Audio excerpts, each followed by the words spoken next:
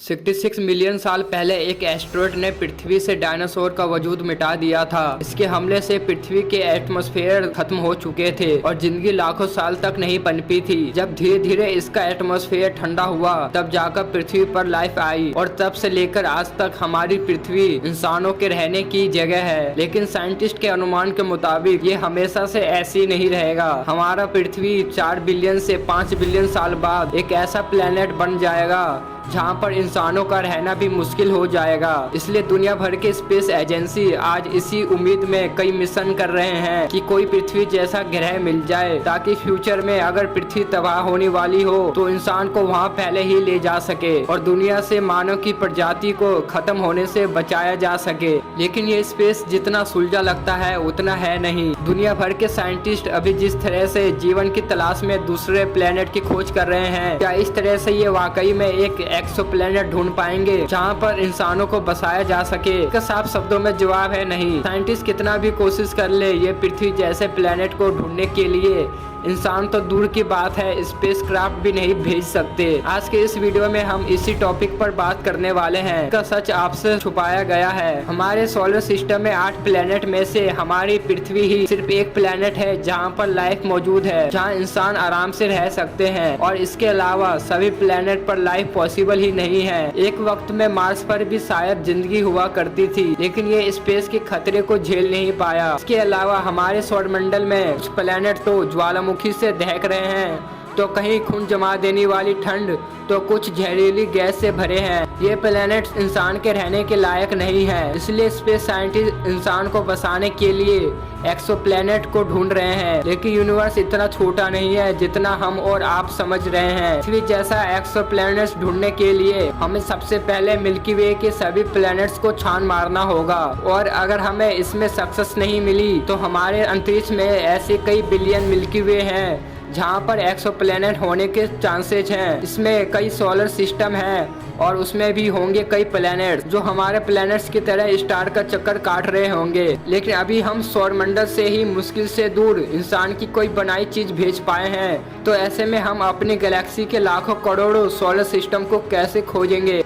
यहाँ मजे की बात है कि अगर हमारी टेक्नोलॉजी इतनी हाईटेक भी हो जाती है कि हम एक ऐसा स्पेसक्राफ्ट बना लें कि वह लाइट की स्पीड से ट्रेवल कर सके, तो भी हमें मिल्की वे गैलेक्सी को पार करने में 1 लाख साल लग जाएंगे। जबकि हमारे पास अभी जो हाईटेक स्पेसक्राफ्ट है उन्हें जब स्पेस में जाने के लिए तैयार किया जाता है तो उसकी स्पीड 16,200 किलोमीटर प्रति घंटे की होती है। तो आप अंदाजा लगा सकते हो कि इसका सक्सेस रेट कितना है। मतलब कि लाइट की स्पीड भी यहाँ कुछ काम की नहीं होगी। तो इस सिचुएशन में हमें एक ऐसी चीज चाहिए जो लाइट की स्पीड से भी ज्यादा तेजी से एक जगह से दूसरे जगह पहुंचा सके। आपको बता दें कि नासा अब तक पृथ्वी जैसे दिखने वाले 10 एक्सोप्लैनेट्स को पता लगा चुका है जिस पर लाइफ है भी या नहीं, इस बारे में स्पेस साइंटिस्ट को कोई अंदाजा नहीं है। तो अब सवाल उठता है कि साइंटिस्ट को पता है कि वो इंसानों के रहने लायक प्लैनेट नहीं ढूंढ पाएंगे, तो वह मेहनत क्यों कर रहे हैं? असल में स्पेस में कई चीज ऐसी है जिसके पीछे अब साइंटिस्ट पड़े हैं जो पृथ्वी जैसे प्लैनेट खोजने में हमारी काफी मदद कर सकती है। ब्लैक होल उसी में से एक है। ये हर गैलेक्सी के सेंटर में एग्जिस्ट करता है और इसका सबूत नासा ने अब तक की पहली ब्लैक होल की तस्वीर में दे दी है।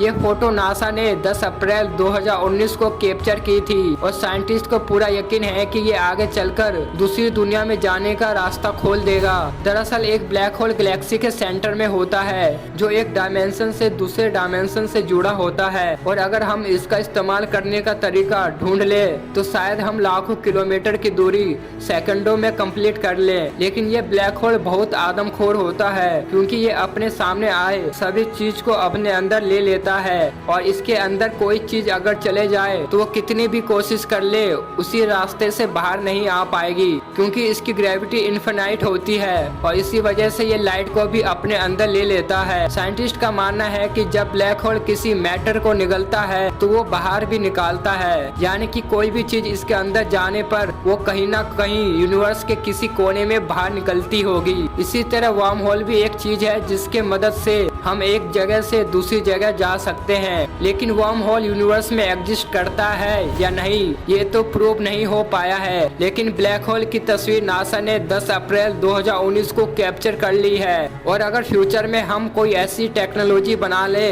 कि हम ब्लैक होल के अंदर जा सके तो ये हमें एक ऐसी दूसरी दुनिया में पहुंचा देगा जहां अभी शायद हम कभी ना जा पाए या वहां पहुंचने में हमें करोड़ों साल लग जाएं। इसलिए फिलहाल अभी साइंटिस्ट का मकसद यूनिवर्स में ऐसे प्लैनेट्स को खोजना है जहां हमारे प्लैनेट्स अर्थ की तरह रहने लायक एनवायरनमेंट हो। और अगर हम फ्यूचर में ब्लैक होल और वर्म होल जैसी चीजों का इस्तेमाल करना सीख ले तो शायद हम कहीं ना कहीं इस्तेमाल करके एक्सोप्लैनेट्स पर लाइफ की खोज करने के लिए जा सके। और जहां पहुंचने में हमें आज करोड़ों साल लगेंगे, इनकी मदद से हम कुछ सालों में या दिनों में ही पहुंच सकेंगे। आपको बता दें कि जिस ब्लैक होल की तस्वीर नासा वालों ने कैप्चर की है ये मेसियर 87 गैलेक्सी के सेंटर में मौजूद है। ये ब्लैक होल सूरज से 6.5 बिलियन गुना ज़्यादा भारी है और इसे कैप्चर करने के लिए नासा ने इवेंट होराइजन टेलीस्कोप का इस्तेमाल किया था। तो दोस्तों आज के लिए बस इतना ही। और ये वीडियो आपको अच्छी लगी हो तो इसे लाइक कर देना और वंडर दुनिया हिंदी को सब्सक्राइब करना मत भूलना। तो मिलते हैं एक नेक्स्ट ऑसम वीडियो में। तो करना